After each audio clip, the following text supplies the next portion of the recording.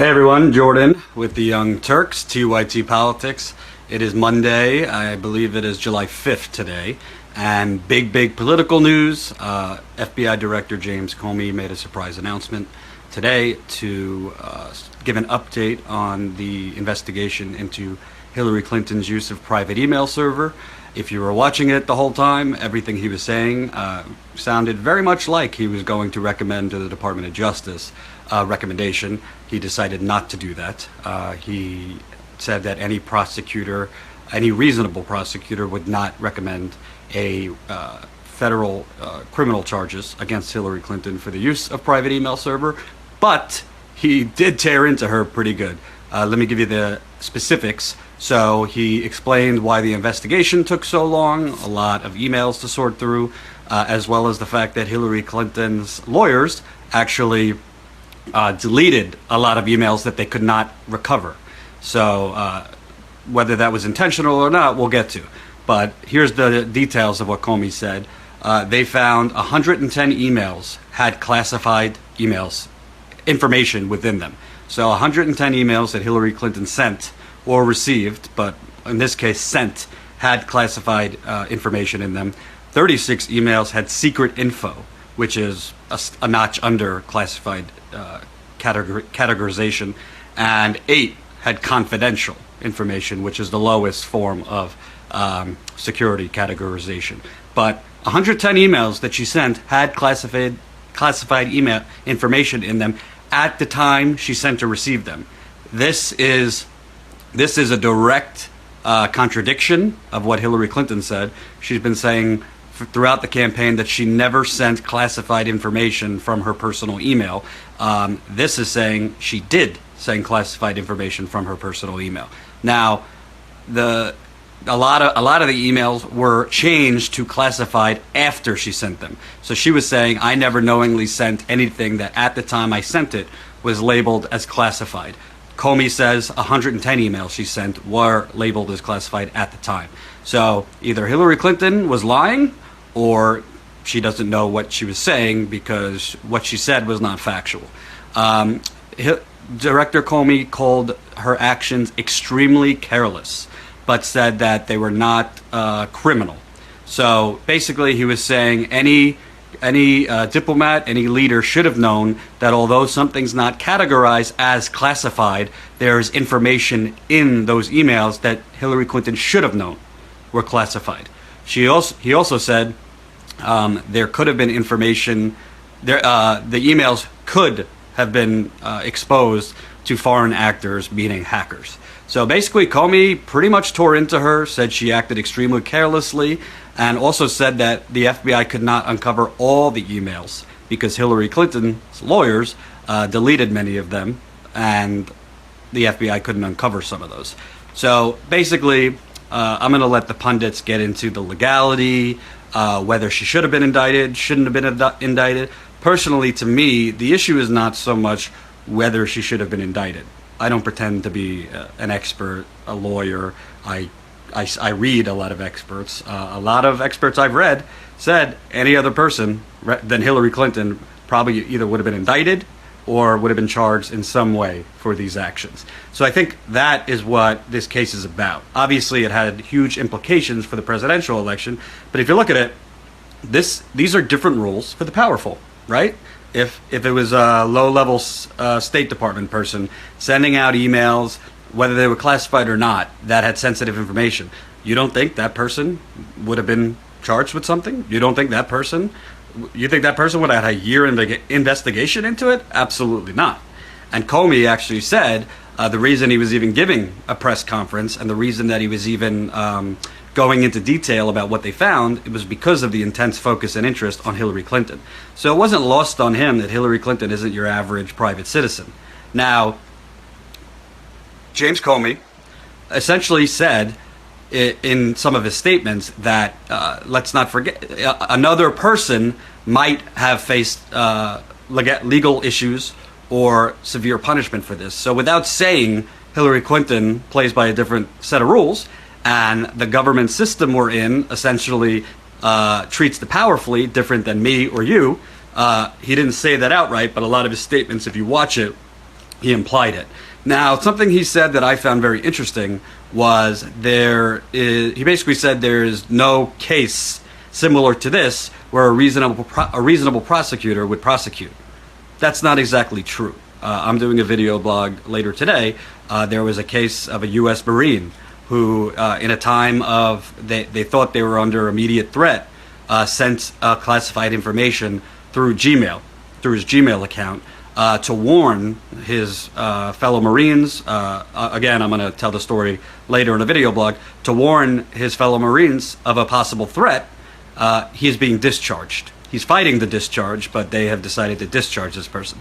Now, this is much less severe than the Secretary of State of the United States sending work emails, including very sensitive information about drone strikes, about potential intervention in Syria and Libya, through her personal email made up in her basement at her home in New York, which could easily be hacked by a foreign hacker with the means and the intelligence to do so.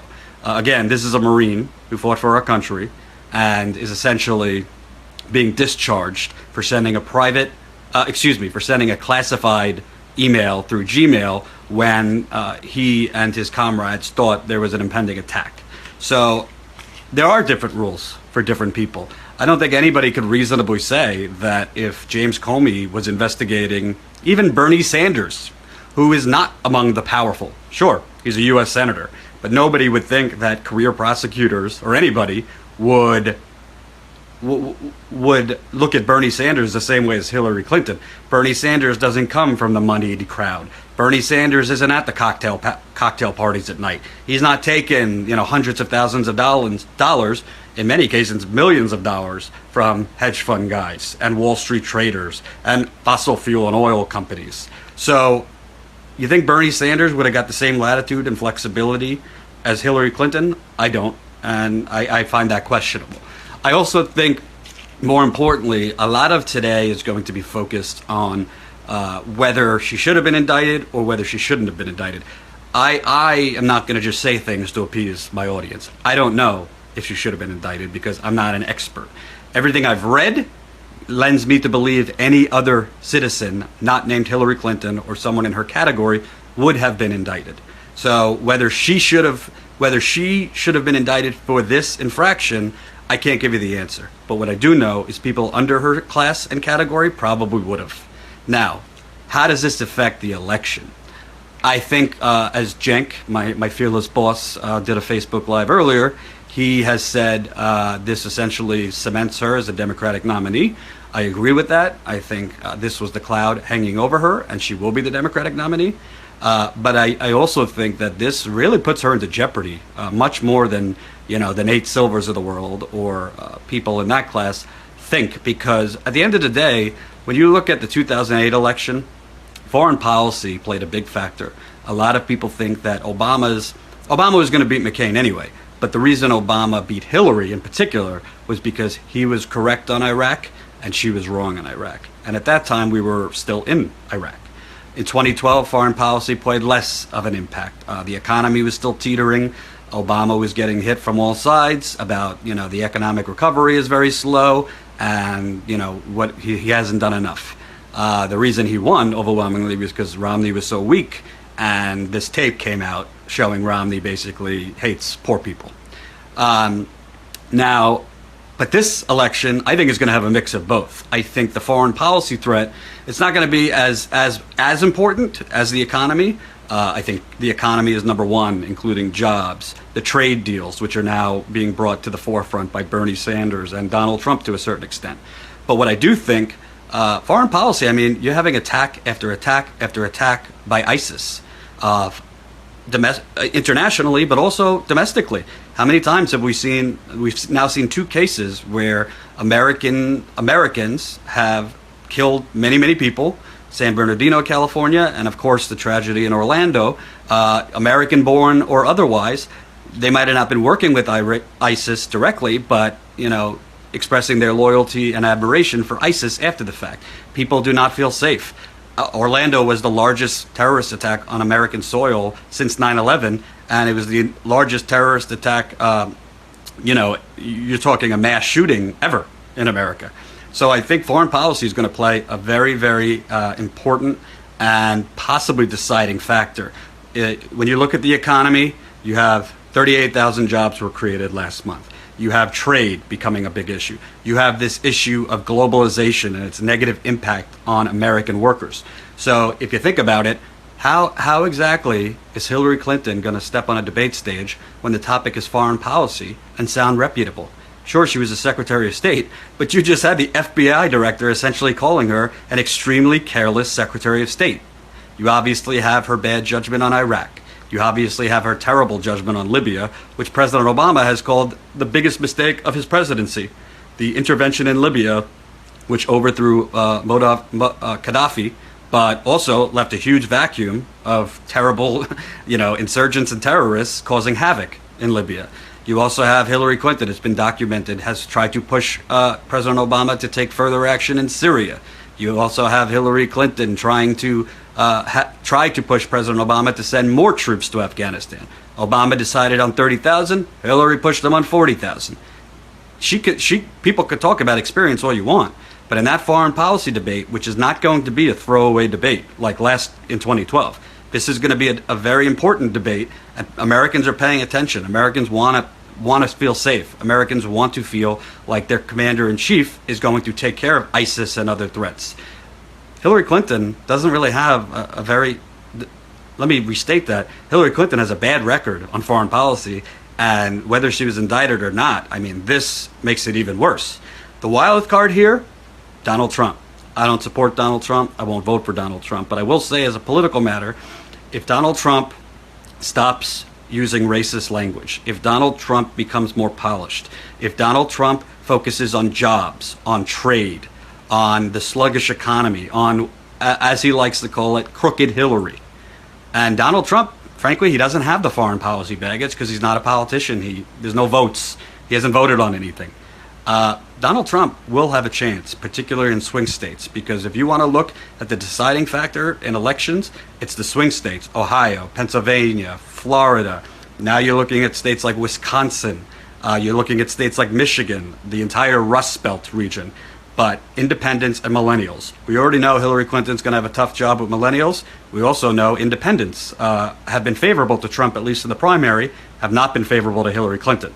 So I think what you're looking at here is if Trump could become somewhat polished, if Trump could kind of make a few inroads with the groups that he's offended, Latinos, African Americans, women, we're talking a lot. But if he could stop doing damage with those groups and start winning some over through more specific policies, more polished talk, and attacking Hillary Clinton, which with this latest, I would call it a crucifixion. This FBI director did not hold back on how careless, reckless Hillary Clinton is and how she should have known better. Donald Trump will become a more appealing candidate. And those debates are going to be, to me, the deciding factor. You got Hillary Clinton up there saying her experience, she's been around the world as a Secretary of State, but Donald Trump can say, all I got to say, Iraq, Libya, Syria, private email server, the end. I think he's going to have a much better chance. We will see who both pick as their vice presidential candidate. I think that will play a more important factor than usual. But I think what this did today, it might have not fundamentally changed the game in terms of possibly presenting a new Democratic nominee, but it did change the game, I think, in terms of whether Donald Trump could be competitive against her. I think the answer is yes. Stay tuned for more on youtube.com/TYTpolitics. I'll be doing a video blog more specifically on the email non-indictment today. Again, Jordan, youtube.com/TYTpolitics. Thanks for watching.